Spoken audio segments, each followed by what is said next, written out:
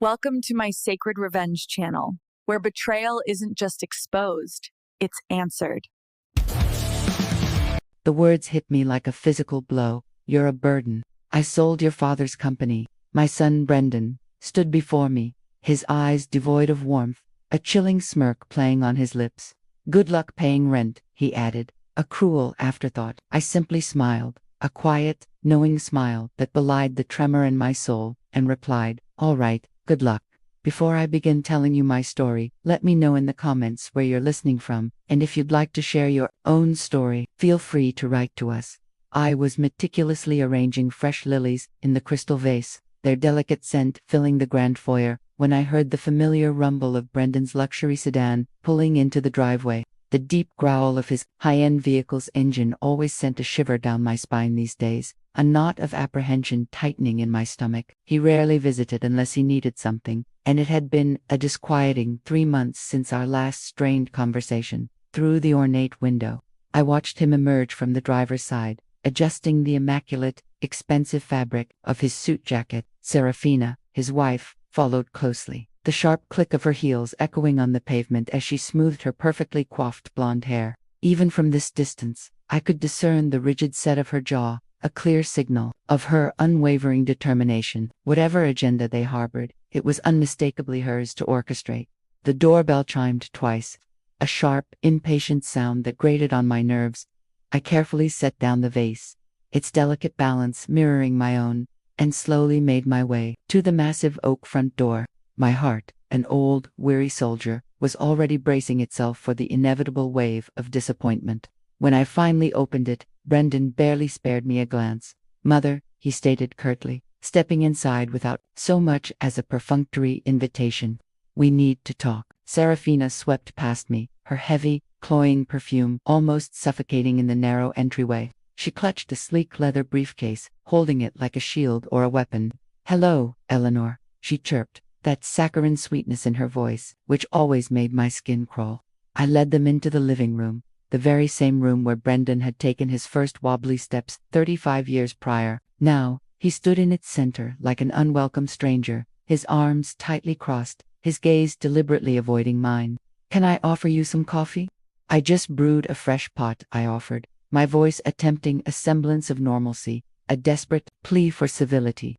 "This isn't a social call, Mother," Brendan retorted, his voice colder than any I had ever heard from him, a stark contrast to the warmth of the coffee. "Sit down, Mother. There's something you need to know." My legs felt like lead, buckling beneath me as I sank into my favorite armchair, the one Arthur and I had lovingly chosen together 4 decades ago. Serafina settled herself directly across from me, her movements precise and deliberate as she unclasped her briefcase. Brendan remained standing, his imposing figure towering over both of us, casting a long, ominous shadow. "The company is sold," he announced, his tone as detached as if he were merely commenting on the day's weather. The words struck me with the force of a physical blow, reverberating through my very being. "What do you mean, sold?" Serafina produced a thick stack of papers, placing them with a crisp thud on the antique coffee table between us.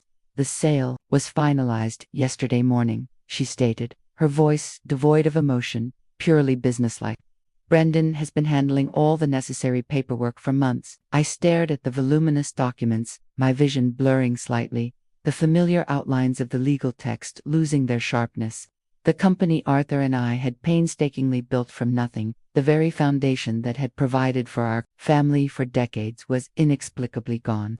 "But I'm still the majority shareholder," I whispered, my voice barely audible, a fragile protest against the crushing reality. Brendan let out a harsh, disbelieving laugh. "Mother, you haven't been involved in the day-to-day operations for 3 years, not since Father passed away. You don't even comprehend the financials anymore." "That's not true," I countered, but even to my own ears, my voice sounded small, utterly insignificant. "Look at you," Serafina interjected, gesturing dismissively towards me with her perfectly manicured nails. "You can barely manage this house. The bills pile up on your kitchen counter for weeks. You frequently forget appointments. Just last month, you called Brendan 3 times in one day, asking about the same trivial matter." A flush of heat crept up my cheeks. It was true that I had been calling Brendan more frequently since Arthur's death, But it wasn't out of confusion. It was because I was lonely. It was because I desperately missed having someone to share decisions with, to lean on. Brendan pulled a chair directly in front of me, leaning forward, his elbows resting on his knees. Mother, you're 64 years old. You've been struggling immensely since Father passed. The company requires youthful leadership, fresh perspectives, innovative ideas. I cannot continue to watch you run it into the ground. The company is profitable, I asserted, my voice gaining unexpected strength, a flicker of defiance. The quarterly reports clearly show that. The quarterly reports merely reflect what Father established years ago, Brendan interrupted, dismissing my point with a wave of his hand. But the industry is rapidly changing. Technology, automation, digital marketing. You don't grasp any of that. Serafina nodded in feigned sympathy. We aren't attempting to cause you any harm, Eleanor. We are merely trying to protect you. The buyer paid significantly above market value. The substantial sum will ensure your comfort for the remainder of your life. I looked between them, desperately searching for any faint sign of the son I had nurtured, the little boy who used to scramble onto my lap when thunderstorms raged outside. Instead, I saw a man who regarded me with barely concealed impatience, his face a mask of indifference. How much? I asked quietly, the question hanging heavy in the air. Brendan and Serafina exchanged a swift, knowing glance. 2.8 million, he stated. After taxes and all the associated fees, you'll have approximately 1.9 million in your account by Friday. It was a generous price. More than generous, in fact. But the money was never the fundamental issue. You sold our company without even the courtesy of consulting me, I said, the unfairness of it all a bitter taste in my mouth. I'm asking you now, Brendan replied, his tone unequivocally signaling the abrupt conclusion of the conversation. I'm asking you to affix your signature to these papers, to make it all official, to acknowledge that this sale was, in fact, in your best interest. Serafina leaned forward again, her voice adopting that sickly sweet syrupy quality that I detested. Just consider it, Eleanor. No more tedious board meetings. No more anxieties about unpredictable employee issues or volatile market fluctuations. You can finally devote your attention to what truly matters, your magnificent garden, your quiet book club, perhaps even some luxurious travel. Brendan stood up abruptly, his sudden movement rattling the stillness of the room, and paced towards the large window. When he turned back, his face was hardened, etched with a cold, unyielding resolve. The unvarnished truth, Mother, is that you're a burden. You have been ever since Father passed. You incessantly call me with questions that any reasonably competent business owner should already know. You second-guess every single decision I make, despite your utter lack of understanding of the modern marketplace. The word burden hung in the air, thick and acrid, like smoke from a dying fire. I felt something within me crack, not shatter entirely, but crack, like ice beginning its slow, inevitable thaw. I sold Father's company because it was the absolutely correct course of action, Brendan continued, his voice steadily rising in volume and intensity. For the business, for the dedicated employees, and most importantly, for you. And good luck with the rent on your new apartment, because this sprawling house is going to cost far more to maintain than you can possibly afford on a fixed income. Serafina shot him a sharp, warning glance, but he completely ignored it, his gaze fixed solely on me. You're my son, I murmured softly, more to myself than to him. The words a fragile echo of a love that felt increasingly distant. And you're my mother, he countered, his voice devoid of tenderness, which is precisely why I'm taking these actions. Someone has to make the difficult decisions, and it's abundantly clear that it won't be you. I remained seated in that armchair for what felt like an eternity, though it was likely only a few minutes. My mind was strangely tranquil, eerily calm, like the deceptive eye of a hurricane. When I finally lifted my gaze, both Brendan and Serafina were watching me intently, their faces etched with impatient expectation. All right, I simply stated. Good luck. Brendan blinked, his expression one of utter bewilderment. What? He stammered. I reiterated. All right, good luck. I rose slowly from the chair, smoothing my skirt with deliberate movements. I assume you require my signature on those papers. Where Serafina fumbled awkwardly with the documents, clearly unprepared for my surprising lack of resistance, anticipating a vehement argument. Here, and just initial there. I signed precisely where they indicated, my handwriting remarkably steady. Despite the faint tremor I felt deep within my core. When I finished, I handed the pen back to Serafina and began to walk unhurriedly towards the front door. "That's it," Brendan called out after me, his voice incredulous. "You're not going to argue, not going to attempt to guilt-trip me about family loyalty." I turned back to face him, my hand resting calmly on the doorknob. Would it change anything? He opened his mouth to speak, then closed it again, a flicker of uncertainty in his eyes. "I didn't think so," I said, a faint, almost imperceptible smile touching my lips. "Have a truly wonderful time in Verona. I sincerely hope the weather is pleasant for your honeymoon." Seraphine's eyes widened in genuine shock. "How did you know about Verona?" I smiled for the very first time since their arrival, a genuine, unforced smile. "I know far more than you could possibly imagine," I replied, the cryptic words hanging in the air. After they departed, leaving a strange, resonant silence in their wake, I settled back into my armchair and surveyed the familiar contours of the living room. Everything was precisely as it had been an hour ago, yet, paradoxically, everything had profoundly changed. The silence now felt different. It was no longer heavy with loneliness, but rather vibrant with anticipation, like the hushed moment just before dawn breaks. I reached for my phone and dialed a number I knew by heart, a number etched into my memory over decades. "Julian," I said, my voice clear and resolute. "It's Eleanor. I believe it's finally time we had that conversation."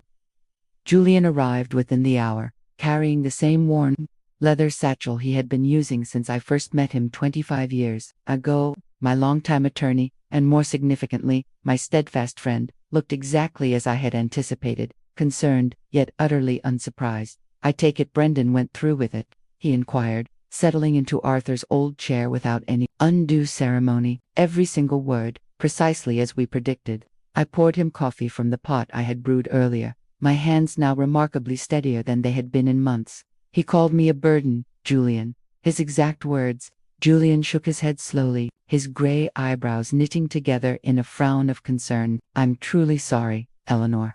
I know we prepared for this moment, but it must still have been deeply painful." I sat across from him, cradling my own cup, the warmth a small comfort against the lingering chill.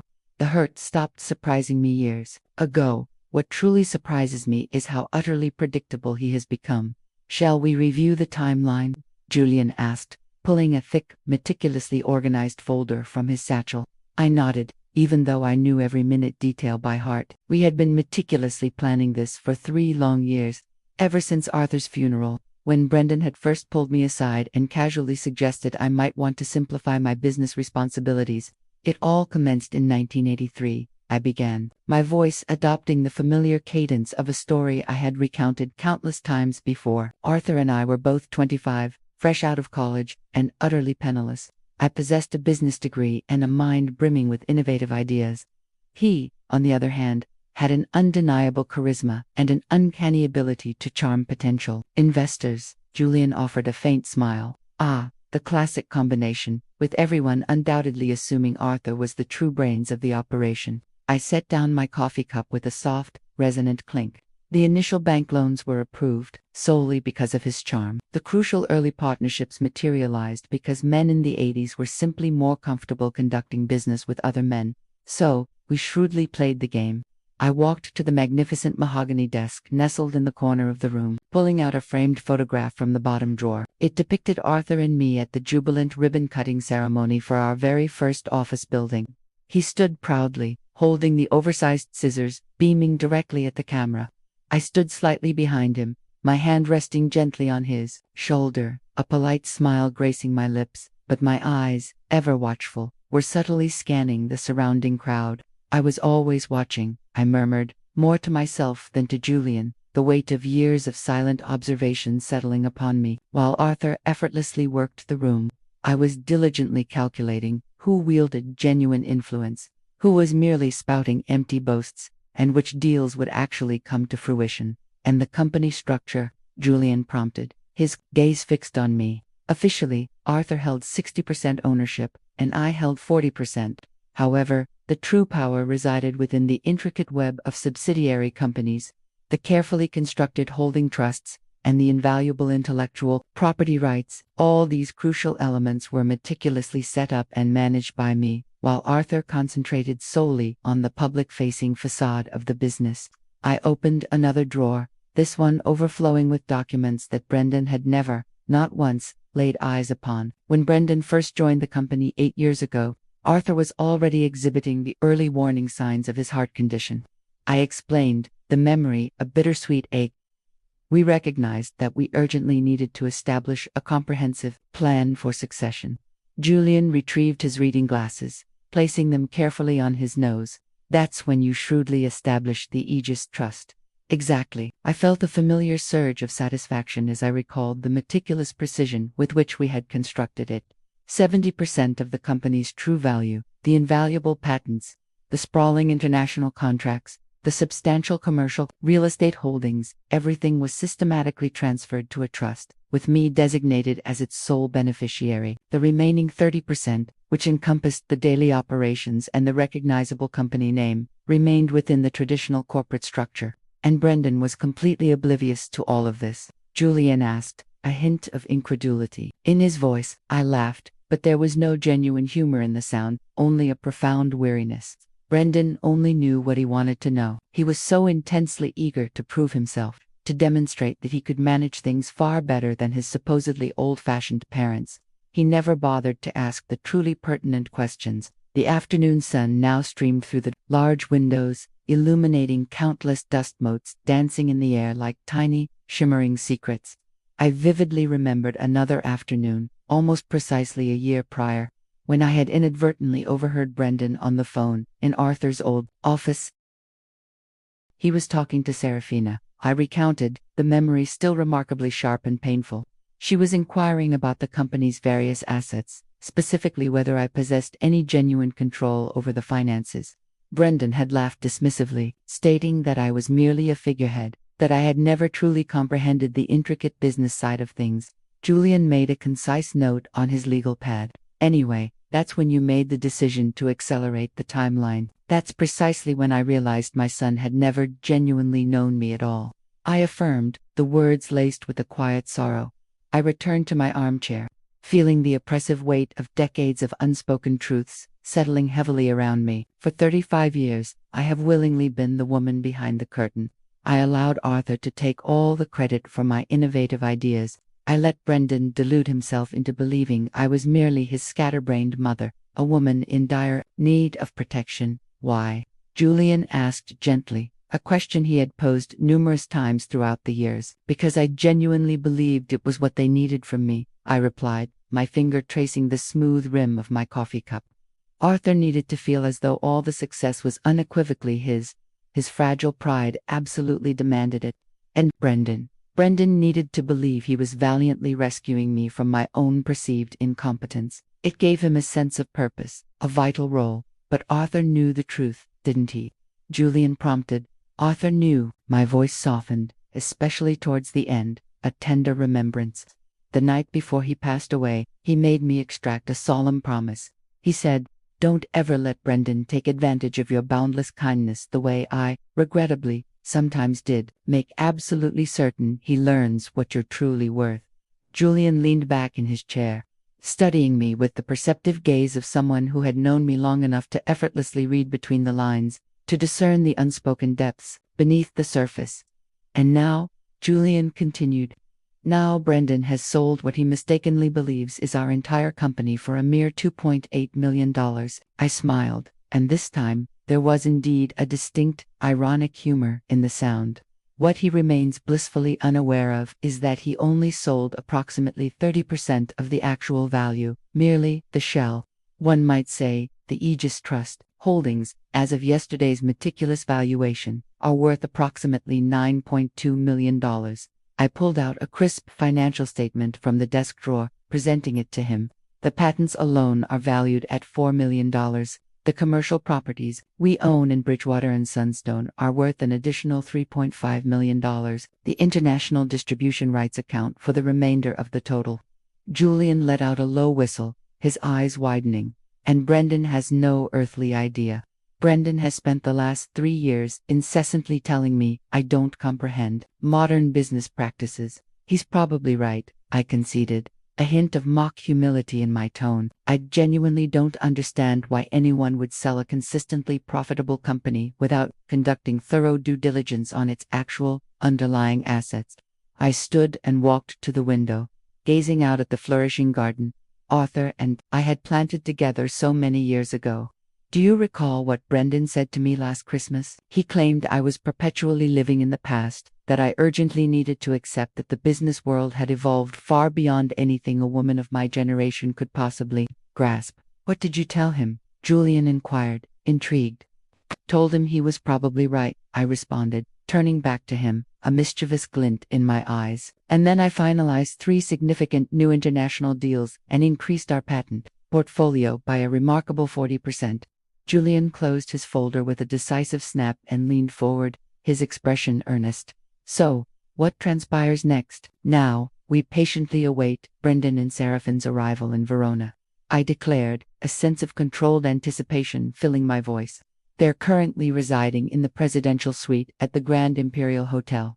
I personally booked it for them as a magnanimous wedding gift, using company funds that no longer exist, Julian clarified, a wry smile playing on his lips. Precisely. Using funds from an account that Brendan mistakenly believes contains his inheritance money.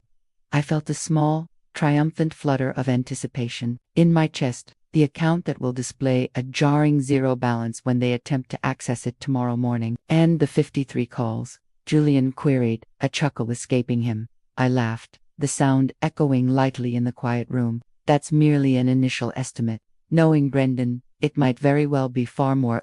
Julian carefully packed his papers back into his satchel, but he made no move to stand or depart. Eleanor, are you absolutely certain about this? Once this complex situation fully plays out, there will be no possibility of reconciliation with Brendan.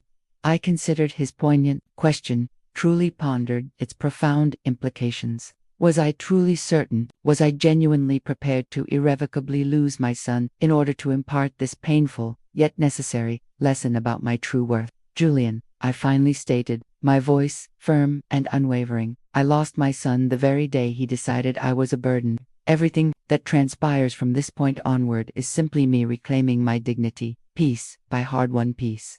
After Julian departed, leaving me alone in the house, it suddenly felt more like a true home than it had in years. I picked up my phone and scrolled through my extensive contacts until I found the number I had been seeking. Isabel, I said, it's Eleanor. Yes, I know, it has been quite some time.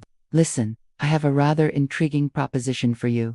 How would you feel about actively running a company again? As I spoke, meticulously outlining my comprehensive plans for significantly expanding the business Brendan had just unknowingly signed away, I felt a profound shift occur deep within me. For the very first time since Arthur's passing, I felt like myself again, the authentic me, the real Eleanor, the formidable woman who had quietly built an empire, while everyone else mistakenly believed she was merely serving coffee and diligently managing the books. Tomorrow, Brendan would finally learn the stark difference. Whether he possessed the inner strength to handle that harsh truth remained to be seen.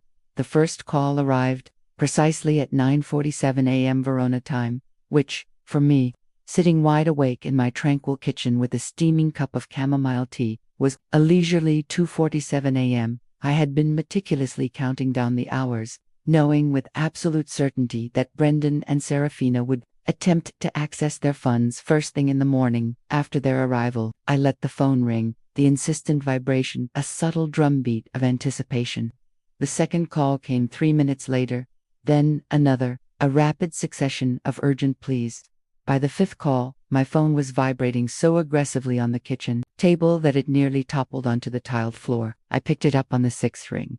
Hello, Brendan, Mother. His voice was strained, a thin veneer of control barely concealing a rising tide of panic. There's a serious problem with the bank accounts, some kind of technical issue. The funds from the sale aren't showing up.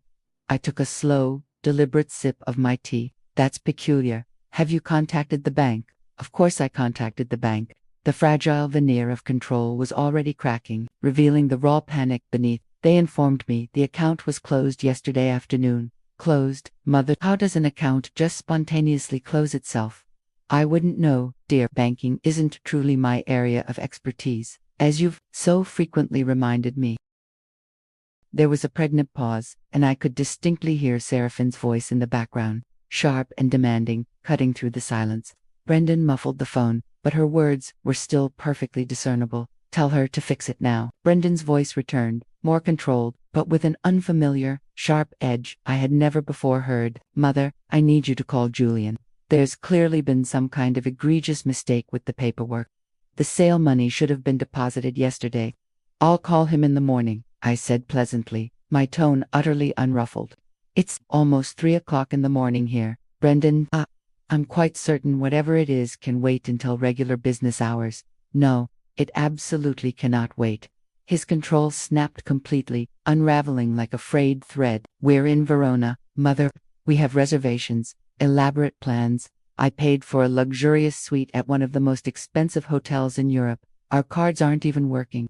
I made a sympathetic clicking sound with my tongue. That certainly does sound dreadfully inconvenient.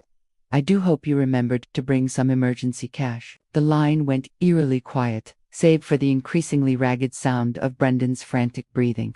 When he finally spoke again, his voice was dangerously low, laced with a barely suppressed fury.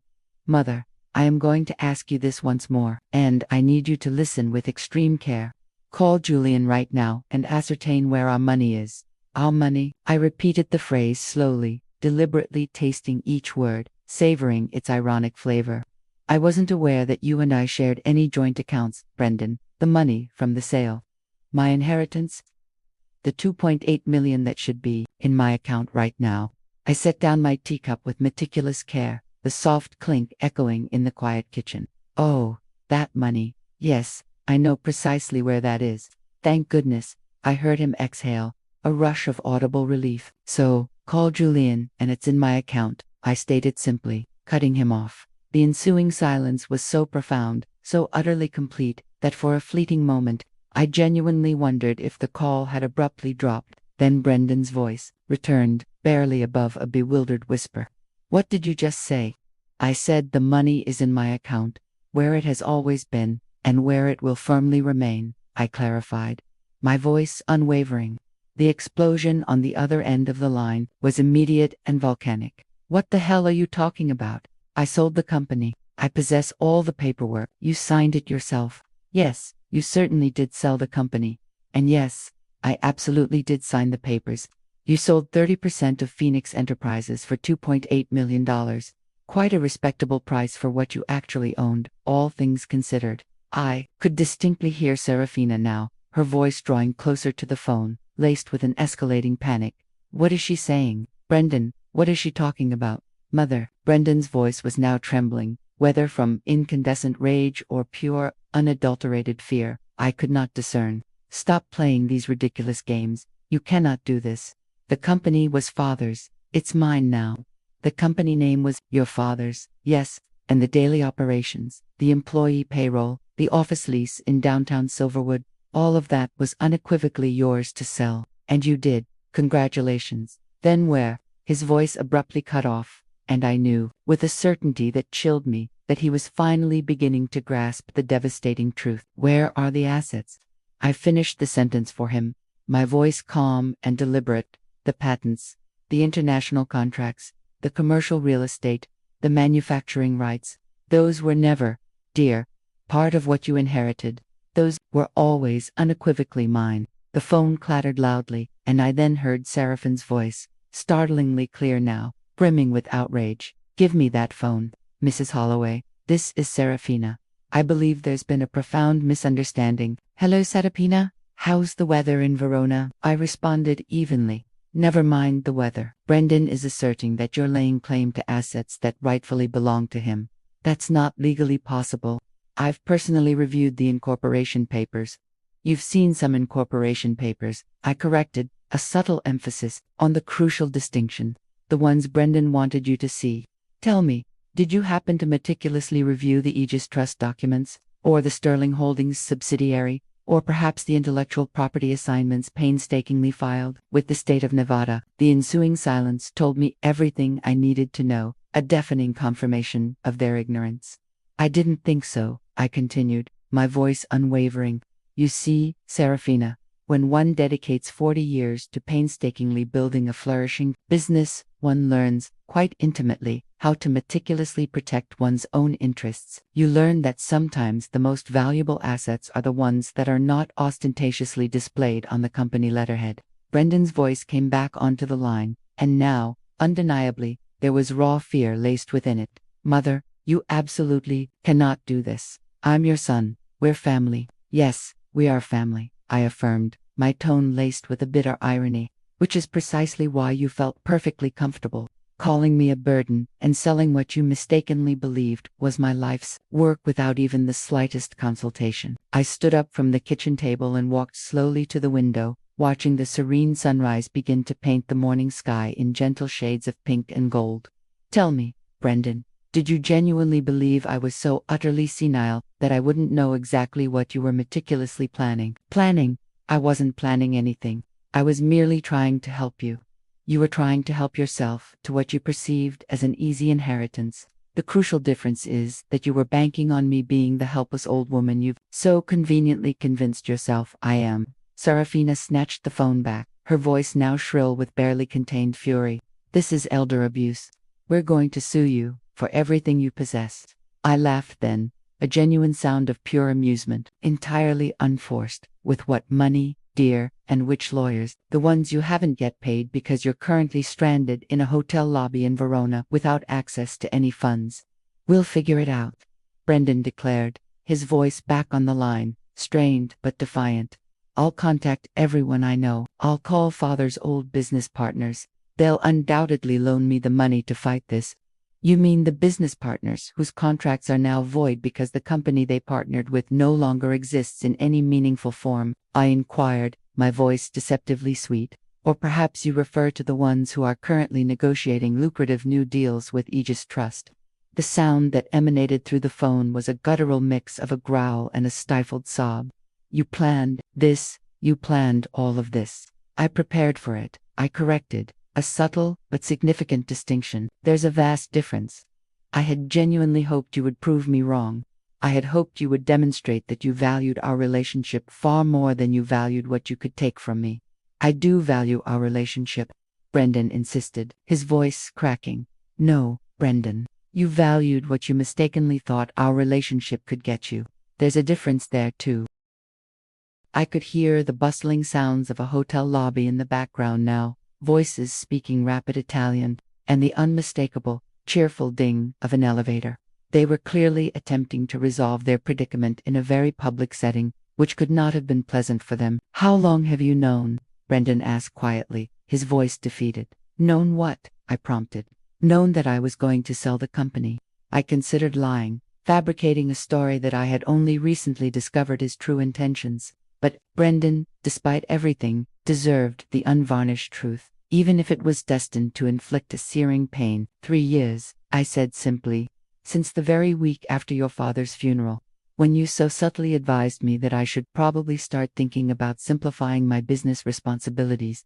3 years, he repeated numbly, the weight of the realization crushing him. 3 years of watching you circle like a predatory vulture, patiently waiting for the opportune moment to convince me I was incompetent. 3 years of listening to you and Serafina whisper conspiratorially about my memory, my capabilities, my advancing age. 3 years of meticulously preparing for this exact, agonizing conversation.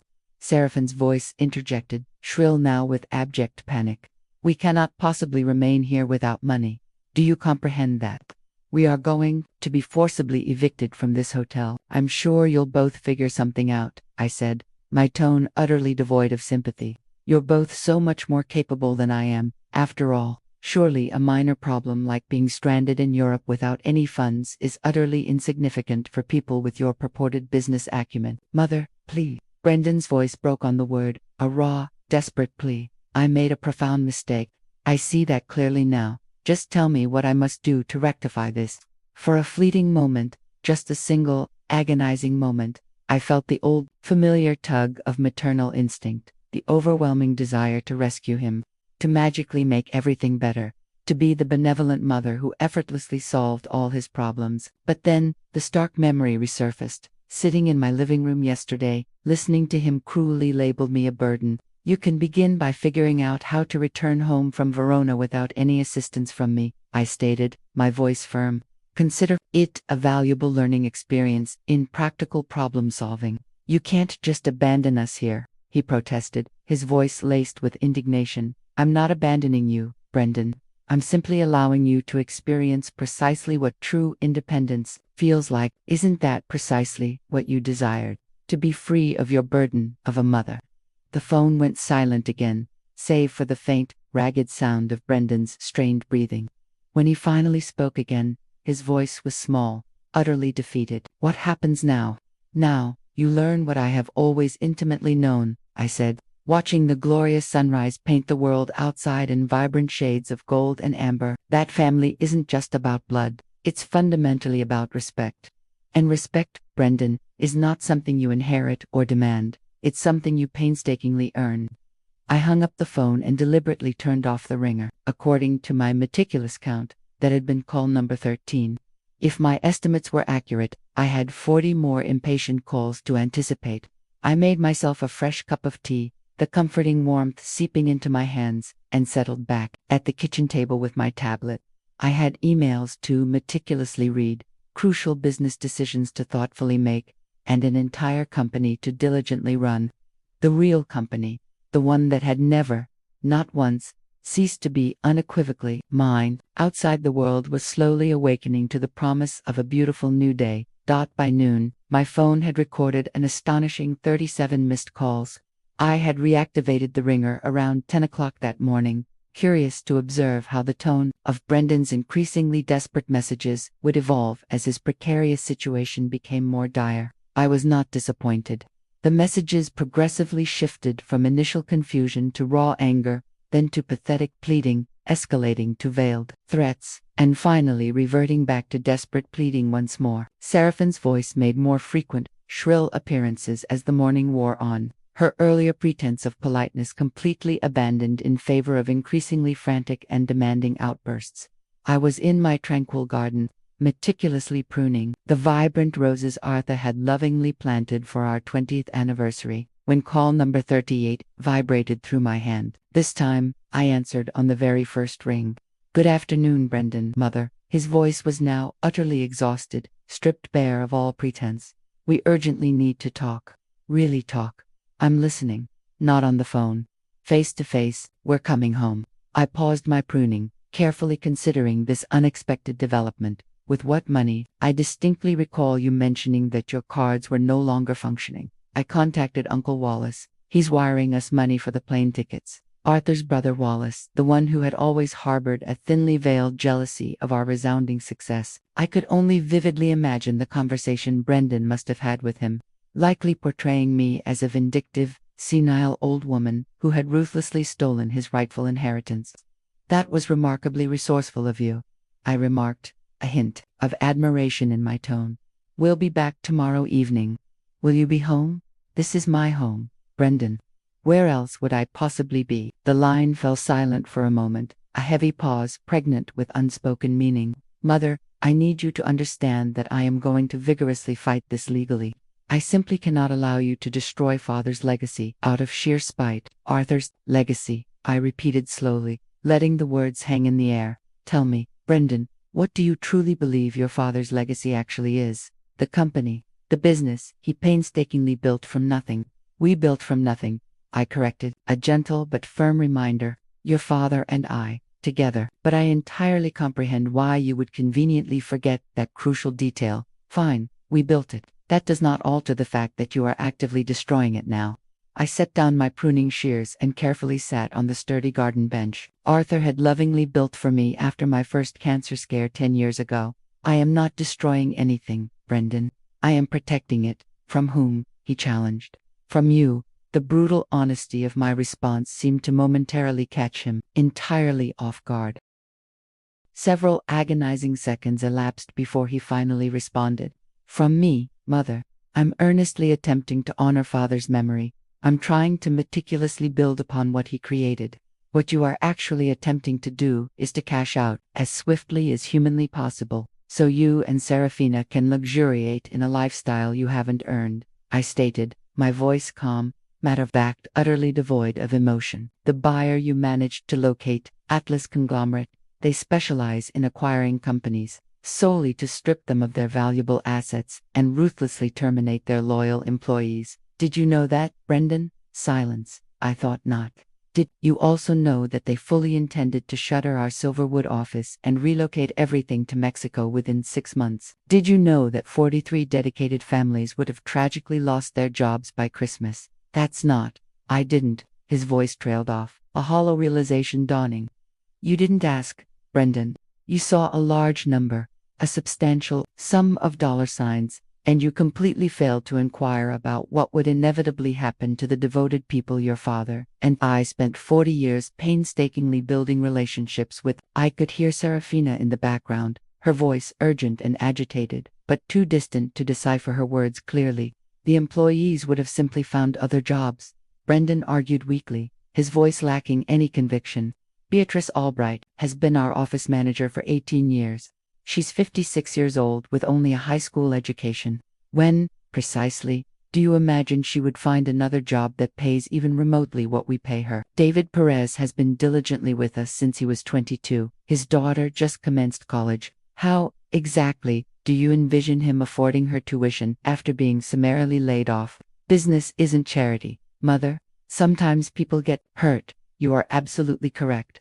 Business isn't charity. But it certainly isn't pillaging, either. There's a fundamental difference between making difficult, necessary decisions and making inherently selfish ones. The conversation was abruptly interrupted by what sounded like a heated argument in Italian, likely hotel staff attempting to manage the situation. I could vividly picture the scene, Brendan and Serafina standing in an opulent hotel lobby, looking increasingly disheveled and frantic as they desperately tried to negotiate with people who simply did not care about their American sense of entitlement. We'll be home tomorrow, Brendan finally said, his voice laced with weary resignation, and we'll settle this properly. I eagerly look forward to it, I replied, a subtle hint of satisfaction in my tone. After he hung up, I remained seated in the garden for a long, contemplative period, reflecting on our conversation and mentally preparing for the inevitable next steps. I knew Brendan would immediately secure legal counsel the moment he returned to I knew he would vehemently attempt to find some convoluted way to challenge the trust structure,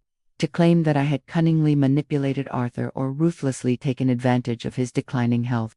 What Brendan remained blissfully unaware of was that I had been meticulously preparing for precisely that possibility as well. I pulled out my phone and dialed Julian again. Let me guess, he said, before I could even utter a word. They discovered your Little Verona surprise. Call number 38, I confirmed. They're flying back tomorrow on Uncle Wallace's dime and Brendan's threatening legal action. He believes he can overturn the trust. Julian chuckled, a dry, knowing sound. I assume you're perfectly prepared for that, too.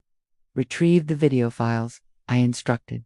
All of them. The board meetings, the intimate family dinners, the private conversations in Arthur's office. If Brendan desires to claim I manipulated his father, then let's show everyone precisely who was manipulating whom. For the past 3 years, ever since Brendan had first started subtly hinting about my declining competence, I had been diligently recording our interactions, not overtly secretively, perhaps, but certainly not in a conspicuously obvious manner. Either a diminutive digital recorder nestled discreetly in my purse during family dinners, voice memo applications running quietly during phone calls, security cameras strategically placed in the office that captured far more than just break. I had learned long ago that meticulous documentation was the most potent form of protection, especially for women navigating the treacherous currents of the business world, and particularly for older women in business who were so easily underestimated. How extensive are we talking? Julian inquired, his voice betraying a hint of curiosity. Extensive enough. Brendan telling Arthur that I was becoming confused about fundamental business concepts, Brendan subtly suggesting to his father that perhaps it was time to transition me into an advisory role only. Brendan discussing with Serafina precisely how to convince me that selling was unequivocally in my best interest. And, of course, Arthur's illuminating responses. I smiled, a fond memory of Arthur defending me, vehemently, every single time, warming my heart. Arthur patiently explaining to Brendan that I was the strategic mastermind behind 90% of our most successful deals. Arthur unequivocally telling his son, and I quote, "Your mother could run circles around most CEOs half her age, and if you cannot perceive that, you are clearly not as intelligent as I raised you to be." "Ah, Brendan will most certainly not be expecting that," Julian remarked, a note of satisfaction in his voice. "Brendan has never expected much from me. It has consistently been his greatest, most profound weakness." That evening, I prepared a simple dinner for myself, and settled in to meticulously review the financial reports from our thriving international divisions. Aegis Trust was not merely a passive holding company, it was a dynamically growing, actively engaged enterprise. While Brendan had been narrowly focused on the flashy Silverwood headquarters and the predictable domestic client base, I had been quietly, diligently expanding our global reach into promising new markets he had never even remotely considered. Our strategic partnership with a cutting-edge sustainable manufacturing company in Switzerland was now generating significantly more revenue than our entire Olympia operation. Our lucrative licensing deals in Singapore had astonishingly doubled in value over the past 18 months. The innovative software patents we had developed for sophisticated inventory management were being widely utilized by corporations across 3 continents. Brendan truly believed he had sold our company for $2.8 million. What he had, in actual fact, accomplished was selling the least valuable portion of a vast empire, now worth more than $15 million. My phone buzzed, vibrating with the arrival of a text message from an unknown number. "This isn't over. You've made the biggest mistake of your life." The single initial B confirmed it was Serafina. She had apparently found a way to send international texts. I briefly wondered if she had borrowed someone's phone or if she had managed to convince Uncle Wallace to include international messaging in his emergency assistance package. I calmly typed back, "The biggest mistake of my life was allowing you into my family. I am correcting that now." The response was immediate, almost instantaneous. "Brendan will never forgive you for this." I stared at that message for a long, contemplative moment, feeling something settle deep in my chest, a profound sensation that felt remarkably like relief. "Good," I typed back. "Maybe now we can finally have an honest relationship." I turned off my phone after that exchange and spent the remainder of the evening engrossed in reading. Arthur had always sagely advised that the most crucial business decisions were best made with a clear, uncluttered mind and a calm, centered heart.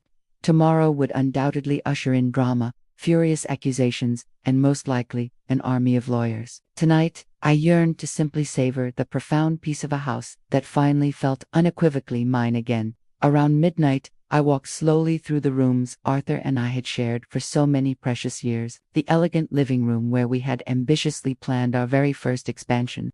The warm kitchen where we had joyously celebrated our biggest, most groundbreaking contracts. The private office where we had worked tirelessly side by side, building something we were genuinely proud of. For 3 long years, this entire house had felt like a desolate mausoleum, a somber shrine to a man who was gone, and a sprawling business I mistakenly believed I had lost all control of. Tonight, it felt vibrantly alive once more. I paused in front of the cherished family photos meticulously lining the hallway, gazing at images of Brendan as a joyful child, a brooding teenager, a confident young man just embarking on his career. In every single photograph, he was smiling, confident, surrounded by an abundance of love and unwavering support. I had given him everything conceivable: education, boundless opportunity, unconditional love, and a clear path to resounding success. What I had, quite apparently, tragically failed to instill in him was a fundamental respect for the very people who had tirelessly provided all those invaluable things. Tomorrow, he would finally learn what it truly felt like to lose them, and perhaps, if I was extraordinarily fortunate, he would also, belatedly, learn what it genuinely took to earn them back. Brendan's rental car pulled into my expansive driveway at precisely 6:43 p.m. the following evening. I had been patiently watching from the kitchen window, timing their arrival with the same meticulous precision I had once employed to schedule critical international conference calls. They were 12 minutes later than the flight tracking application had predicted, an indication that they had likely engaged in a heated argument during the drive from the airport. I did not rush to answer the door when Brendan's familiar, impatient knock echoed loudly through the house. Instead, I calmly finished washing my dinner dishes, carefully dried my hands on a crisp towel, and smoothed my hair before walking slowly and deliberately to the entryway. Through the frosted glass, I could discern two figures standing rigidly on my porch, their silhouettes stark against the fading light. When I opened the door, the stark contrast in their appearances was utterly startling. Brendan's usually immaculate suit was visibly wrinkled from the long journey, his hair disheveled, and his eyes held a wild, desperate, almost haunted look I had never witnessed before. Serafina looked even worse. Her makeup was smeared, her expensive designer clothes appeared as though she had slept in them, and she was clutching an oversized purse like a drowning person desperately clinging to a life preserver. "Mother," Brendan said, his voice carefully controlled, a thin veneer of calm. "We need to talk, of course. Come in." They followed me into the living room, the very same space where this entire ordeal had begun just 4 short days ago. But the dynamic had shifted completely, irrevocably. Where Brendan had once stood with arrogant confidence, now he perched precariously on the very edge of the sofa, as if poised to bolt at any given moment. Serafina sat stiffly beside him, her eyes darting nervously around the room, as if she were meticulously cataloging every item for its potential monetary value. "I've brought my lawyer," Brendan announced, a desperate attempt to reclaim some semblance of authority. "He'll be here tomorrow morning. We're going to vigorously contest the trust documents." "That's certainly your right," I said pleasantly, settling comfortably into my favorite chair, a picture of serene composure, though I should perhaps warn you that legal challenges to properly executed trusts rarely, if ever, succeed, especially when there's 30 years of irrefutable documentation unequivocally supporting their validity. Serafina leaned forward, her carefully constructed composure finally cracking completely, revealing the raw panic beneath. "You cannot do this to us, Eleanor. We have an entire life meticulously planned. We have commitments. I quit my prestigious job at the hospital because Brendan assured me we'd be financially secure for life." "You quit your job?" I raised a perfectly arched eyebrow, a hint of disdain in my voice. "How utterly presumptuous of you." "We bought a house," Brendan said quietly, his voice barely above a whisper. "Based on the expected sale price, the substantial down payment is due next week. That certainly sounds like a significant problem." I agreed, a feigned sympathy in my tone. Poor financial planning often leads to such regrettable difficulties. Brendan's careful control slipped, his facade crumbling. "Stop playing these infuriating games, Mother. You know precisely what you've done. You've stolen what rightfully belongs to me." Have I pulled out a manila folder from the small side table beside my chair? "Let us meticulously review what rightfully belonged to you, shall we?" I opened the folder and meticulously spread several documents across the polished coffee table. Brendan and Serafina leaned forward, their eyes squinting, frantically scanning the dense legal text. "This is your father's last will and testament," I stated, pointing to the first document. "As you can clearly discern, he bequeathed to you the family business as it was legally constituted at the precise time of his passing. That included the corporate name, the office lease, the employee contracts, and the domestic client relationships." Brendan snatched the document, his eyes frantically scanning its contents. "It states, I inherit his share of Phoenix Enterprises, which was 60% of the company." "Correct. 60% of Phoenix Enterprises as it existed 3 years ago," I affirmed. I then pulled out another document, its crisp edges a stark contrast to the crumpled will. "However, this is the crucial amendment your father signed 18 months prior to his death, formally acknowledging that the most valuable assets had been systematically transferred to separate legal entities in which he held no ownership stake whatsoever." "That's absolutely impossible," Serafina exclaimed, snatching the paper from Brendan's grasp. "Arthur would never have signed away his own assets." "Arthur didn't sign away anything," I calmly corrected. "Arthur merely acknowledged what had always been the undeniable truth, that those assets were unequivocally mine to begin with. I was the one who meticulously developed the patents, painstakingly negotiated the complex international contracts, and strategically purchased the valuable commercial properties. They were never, not once, his to bequeath to anyone." I watched Brendan's face as the crushing reality slowly, inexorably, sank in. His expression cycled through bewildered confusion, raw anger, and finally, a chilling, hollow understanding. "You planned this from the very beginning," he whispered, his voice barely audible. I protected what I built, I stated simply, just as any astute business person would. Brendan stood up abruptly, a sudden, agitated movement, and began pacing frantically around the room. No, this is far more than mere protection. You deliberately allowed me to believe I was inheriting a multi-million-dollar company. You stood by and watched me meticulously make plans, forge serious commitments, even quit my job to solely focus on running the business full-time. You deliberately set me up to spectacularly fail. I gave you precisely what your father legally bequeathed to you, I said calmly, my voice unyielding. If you chose to make baseless assumptions about the true value without conducting proper due diligence, that is not, I assure you, my responsibility. Due diligence, Brendan's voice cracked, bordering on a desperate sob. You're my mother. I trusted you. Did you? I countered, my gaze unwavering. Because from where I sit, it appears you merely trusted that I was far too stupid and too consumed by grief to ever notice what you were meticulously planning.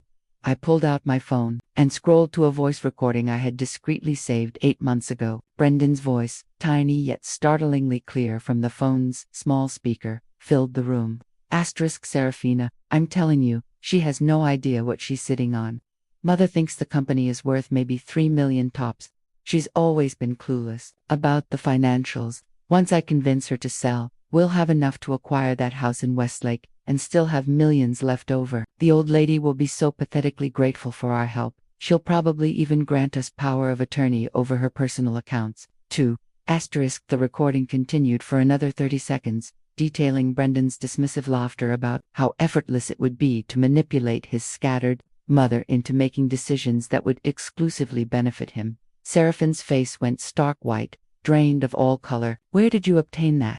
She gasped, her voice barely a whisper. Brendan made that call from your kitchen last December, when I was visiting for your housewarming party.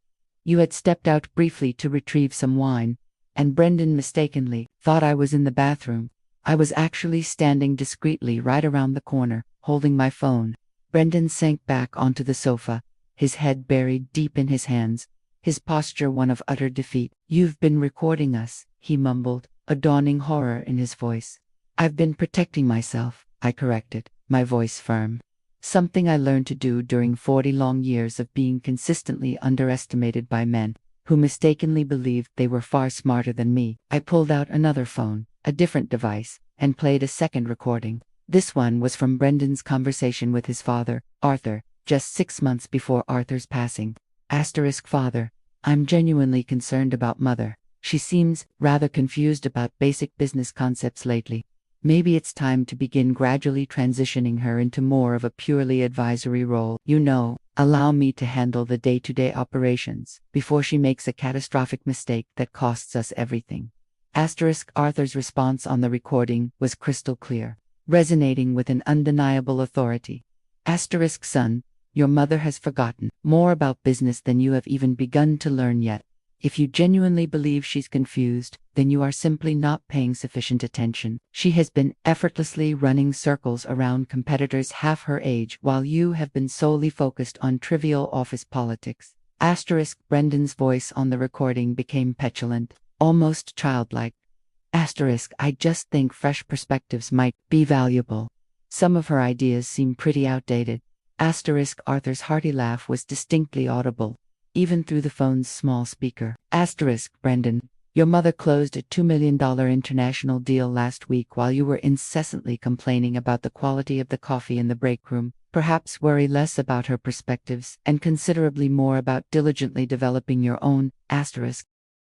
When the second recording ended, Brendan looked physically ill, a pallid green tinge to his complexion. Serafina was staring at him with an expression of dawning horror, her eyes wide with disbelief. You told me she was losing her mind, she said slowly, each word dripping with accusation. You claimed the doctors were gravely concerned about early dementia. I never said that, Brendan protested weakly, his voice a feeble attempt at denial. You absolutely said that. Seraphine's voice was rapidly escalating, shrill and furious. You said that's precisely why we needed to act swiftly. Before she made decisions that would irreparably harm the family finances. I cleared my throat, a subtle interruption to their escalating argument. There were never any legitimate doctor's concerns about dementia. My last cognitive assessment, meticulously performed as part of my annual physical 4 months ago, revealed no signs of any mental decline whatsoever. I can readily provide you with the comprehensive medical records if you so desire. Serafina spun to stare at Brendan with a look of pure, unadulterated disgust, her face contorted in a mask of betrayal. You lied to me about everything. I didn't lie, Brendan said desperately, his voice cracking. I was merely trying to protect our future. Mother's getting older, and you thought you could brazenly steal from your own mother and then conveniently convince your wife it was all for her own good. I finished for him, the question hanging heavy in the air. The critical question now is what you are planning to do next. Brendan looked around the elegant room like a desperate, trapped animal, his eyes darting frantically from one object to another. I'll contest the trust. I'll hire the absolute best lawyers in Olympia. I'll prove that you cunningly manipulated father when he was sick. With what money? I asked reasonably, my tone calm and logical. Your cards don't work, remember. Uncle Wallace paid for your plane tickets, but I highly doubt he's prepared to fund a prolonged, expensive legal battle against trusts that have been impeccably maintained and legally sound for 3 decades. I'll figure something out, Brendan declared, his voice filled with a hollow defiance. You could, I agreed, a faint smile touching my lips. Or you could accept the unvarnished reality and decide what kind of relationship you wish to have going forward. Serafina stood up abruptly, her patience finally exhausted. I am not remaining for this, Brendan. Fix this, or I am irrevocably done. I did not marry someone who would brazenly lie to me about millions of dollars and then spectacularly lose it all through sheer stupidity. She stormed towards the front door, her heels clicking angrily against the polished hardwood floor, each step a resounding declaration of her fury. Brendan started to follow her, then hesitated, stopping abruptly, and slowly turned back to face me. What do you want from me? He asked, his voice broken, a fragile whisper of defeat. I want you to unequivocally decide whether you genuinely love me, or merely what you mistakenly thought I could give you, I said quietly, my voice soft but firm, because one of those relationships possesses a viable future, and one of them, regrettably, does not. Brendan stared at me for a long, silent moment, his eyes searching my face, then slowly walked out without uttering another word. Through the large window, I watched him and Serafina engage in what appeared to be a vicious, public argument beside their rental car. She climbed into the passenger side, slammed the door with a resounding thud, and they sped away. My phone rang 20 minutes later. Brendan's number. Mother, I urgently need a place to stay tonight. Serafina threw me out of the hotel. The spare room is available, I said calmly. The rent is $50 a night, and you'll need to diligently help with the housework. $50, Mother. I don't possess $50. Then, I suppose you'd better start figuring out how to earn some, I replied, my voice unwavering. There was a long, stunned pause. Are you genuinely going to make me homeless? He asked, his voice tinged with disbelief. I'm going to allow you to experience precisely what independence looks like when you don't possess a safety net, I said. Consider it an education in personal responsibility. I'm your son. Yes, I said. And it's time you learned what that truly, profoundly, means. 6 months later, I stood in my brightly lit kitchen, meticulously making coffee for 2, a comfortable routine that had become as natural and effortless as breathing. The morning sun streamed gloriously through the windows, which sparkled, impeccably clean. Brendan had diligently cleaned them yesterday, as part of his weekly responsibilities. The house had never looked more pristine, or felt more profoundly peaceful. Good morning, Mother. Brendan appeared in the doorway, dressed simply in jeans and a plain button-down shirt, his hair still damp from his morning shower.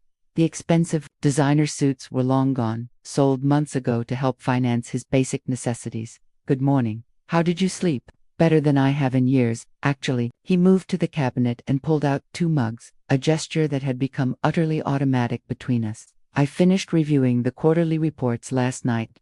The Swiss partnership is exceeding projections by 18%. I smiled, handing him his coffee, black, the way he had learned to drink it when luxurious coffee makers and fancy creamers were no longer within this stringent budget, and the Tokyo expansion. The contract should be definitively finalized by the end of the month. Your instincts about the market timing were absolutely perfect. It had taken Brendan 3 agonizing months to cease being utterly bitter about diligently working for his mother, instead of simply inheriting her company. It had taken another 2 months for him to finally realize that he was, in fact, genuinely learning more about business than he ever had when he mistakenly believed he was entitled to effortless success. The profound transformation had not been easy, nor had it been particularly graceful. After Serafina had abandoned him at the hotel that night, Brendan had spent 2 grueling weeks sleeping on various friends' couches, desperately attempting to borrow money to retain expensive lawyers to contest the unyielding trust. One by one, his fair-weather friends had gradually stopped returning his incessant calls when they realized he possessed no realistic means of ever repaying them.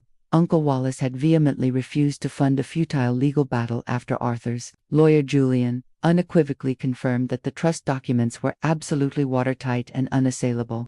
Brendan had finally, humbly, shown up on my doorstep 3 weeks later, utterly exhausted and completely humbled, meekly inquiring if my offer of the spare room was still available. "I'll pay the $50 a night," he had said, standing dejectedly on the porch with only a single suitcase, "and I'll diligently perform all the housework. I just desperately need somewhere to stay while I figure out what comes next." "What comes next is entirely up to you," I had told him, my voice firm but not unkind. "But if you are staying here, you will strictly adhere to my rules." The rules had been straightforward, yet utterly non-negotiable. No drinking, numbered drugs, no overnight guests without explicit permission, rent paid weekly in advance, and household chores meticulously assigned and completed without a single complaint. Most importantly, if he desired to be an active part of the family business again, he would begin at the very bottom and painstakingly work his way up based solely on merit, not inherited bloodline. "I have an important meeting with the Viridian Corporation this afternoon," I said now, settling comfortably at the kitchen table with my coffee. "Would you care to sit in?" Brendan's eyes lit up, a spark of genuine interest igniting within them. "Really, they're one of our biggest potential clients. They are also notoriously difficult to work with," I added, a knowing smile playing on my lips. "I thought you might gain valuable insights from observing how to effectively handle demanding customers." 6 months ago, Brendan would have bristled at the mere suggestion that he needed to learn anything at all. Now, he nodded eagerly, a newfound humility in his demeanor. "I would sincerely appreciate that. Should I prepare anything in advance? Review their file, meticulously study their previous partnerships, and thoughtfully consider why they might be hesitant to collaborate with us and how we might effectively address those concerns." "Already done," Brendan said, pulling out a thick notebook filled with his neat, diligent handwriting. "I stayed up until midnight researching their corporate culture and recent market challenges." I felt a familiar warmth unfurl in my chest, a comforting sensation. It was the same profound feeling I had experienced when Brendan was 8 years old and had spent countless hours meticulously building an elaborate Lego castle, utterly determined to achieve every single detail perfectly. Somewhere along the tumultuous way, I had, regrettably, lost that intensely focused, determined child. I was immensely grateful to see fleeting glimpses of him gradually returning. "Brendan," I said carefully, choosing my words with precision, "I want you to know that I am truly proud of how diligently you've been working." He looked up from his notebook, genuinely surprised, a flicker of vulnerability in his eyes. "You are." "I am. When you initially returned, I wasn't entirely certain if you were here because you genuinely desired to change, or simply because you had nowhere else to go. Honestly, at first, it was solely because I had nowhere else to go," Brendan confessed, his face reddening slightly, a blush of honesty. "I spent those arduous weeks on friends' couches, meticulously planning how I was going to prove you unequivocally wrong, how I was going to forcefully reclaim what I mistakenly thought was mine. It took me a considerable while to finally realize that what I foolishly thought was mine was never truly mine to begin with." "And now?" I prompted, my gaze steady. Brendan set down his coffee cup and looked directly into my eyes, a newfound sincerity in his gaze. "Now, I realize that I tragically wasted the first 35 years of my life desperately trying to live up to a fabricated image of father that wasn't even real. I foolishly thought that being a man meant taking whatever I desired and never, ever asking for help. I believed that true strength meant never admitting when I was unequivocally wrong." "And what do you believe now?" I asked. "I believe father was genuinely successful because he was intelligent enough to marry someone far smarter than himself, and humble enough to diligently listen to her invaluable advice," Brendan said, his voice steady, serious, and filled with a quiet revelation. I believe I tragically missed out on 35 years of profound learning from the most capable person I know. Simply because I was too arrogant to see past my own prejudiced assumptions. The profound conversation was interrupted by the sudden, insistent ringing of my phone. The caller ID displayed a number I hadn't seen in months, a name that made Brendan visibly tense. Serafina. Are you going to answer it? He asked, his voice tight. I'm curious what she desires after all this time, I replied, a hint of curiosity in my voice as I accepted the call. Hello, Serafina. Eleanor, hi. Her voice was distinctly different, smaller, somehow less confident than I remembered, stripped of its usual brashness. It's fine. What can I do for you? I was wondering, is Brendan there? I've been trying desperately to reach him, but his number has been disconnected. I glanced at Brendan, who was shaking his head vigorously, silently urging me not to connect him. He's here. Would you like to speak with him? Actually, I was hoping to speak with you first. I have something important I need to say. Brendan raised his eyebrows, a flicker of surprise, but he did not object when I placed the phone on speaker. I owe you a profound apology, Serafina continued, her voice softer now, tinged with genuine remorse, a truly significant one. I was deeply wrong about you, Eleanor, and I was absolutely wrong to encourage Brendan to act as he did. What exactly changed your mind? I inquired, my tone neutral. Life, she said with a bitter, self-deprecating laugh. After I left Brendan in Silverwood, I moved back in with my parents. I've been actively job hunting for 6 grueling months, and, let me tell you, it's been an incredibly humbling experience. I had completely forgotten what it was like to actually work for things, instead of simply expecting them to be effortlessly handed to me. I see I also had ample time to deeply reflect on our marriage, about the very person I had become. When I was with Brendan, I genuinely did not like that person very much at all. I was entitled and utterly greedy and completely comfortable with the morally reprehensible idea of taking advantage of someone who had done nothing but love and support their child. Brendan was staring intently at the phone, his expression unreadable, a complex mixture of emotions swirling within him. I called not only to sincerely apologize to you, Eleanor, Serafina continued, her voice gaining a fragile strength, but also to impart something truly important to Brendan.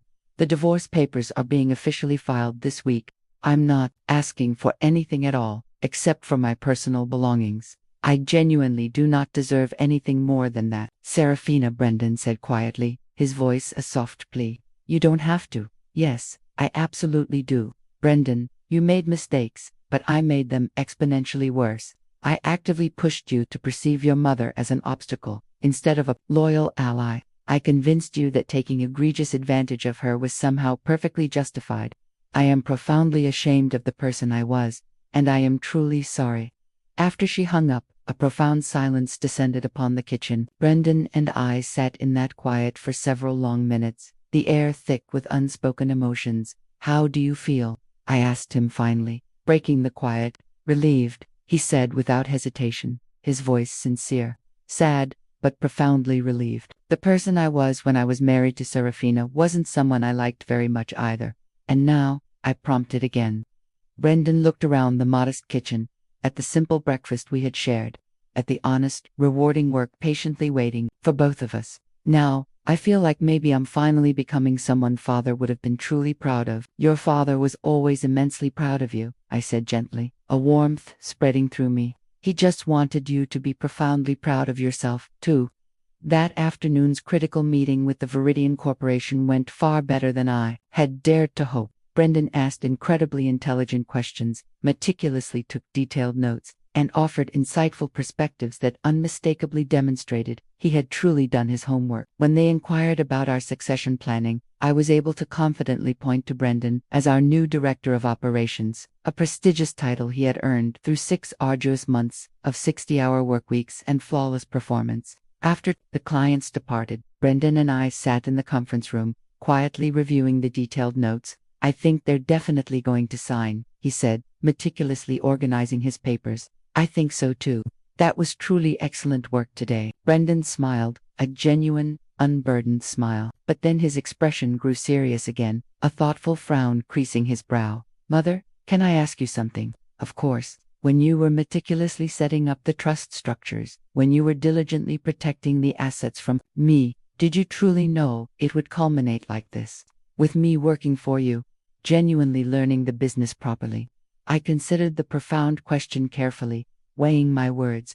I hoped it would, I admitted, but I was also fully prepared for the possibility that you would walk away forever and never speak to me again. What would you have done then? He asked, his voice soft. I would have continued to run the company myself, for as long as I physically could, then sold it to someone who would genuinely care for our employees, I replied. I paused, a lump forming in my throat. But I would have missed you every single day for the rest of my life. Brendan's eyes welled with tears, reflecting the depth of his regret. I'm so incredibly sorry I put you through all of that. I'm profoundly sorry I made you feel like you had to choose between diligently protecting yourself and diligently protecting me. You didn't make me choose, I corrected gently, my voice filled with a quiet strength.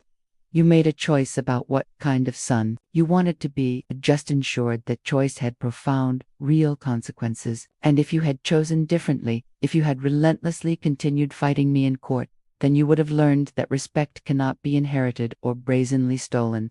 It can only be painstakingly earned. Brendan nodded slowly, his gaze thoughtful. I think I'm finally, truly starting to understand that.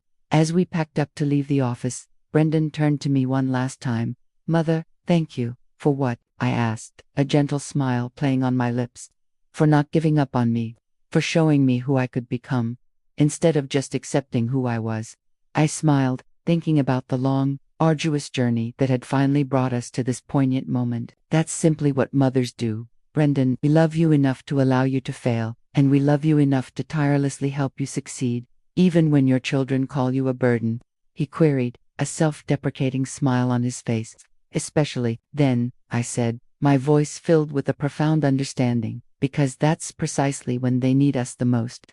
6 months prior, I had truly believed I was losing my son forever. Instead, I had, against all odds, found him, the authentic him, unearthed from beneath layers of ingrained entitlement and false assumptions, the man Arthur and I had always, deep down, hoped he would become. It had taken losing virtually everything for Brendan to finally discover what genuinely mattered, and it had taken risking absolutely everything for me to ultimately save the relationship that mattered most of all.